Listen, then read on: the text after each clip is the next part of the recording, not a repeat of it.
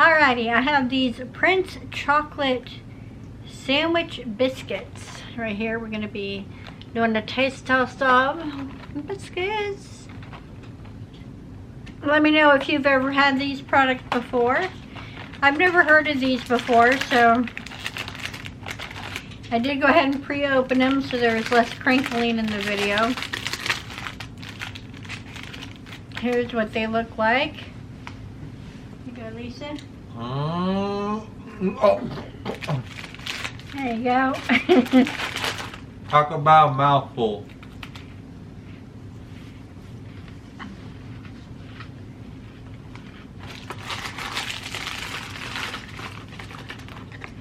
The cookie part almost tastes like a combination of Ritz cracker and animal cookie.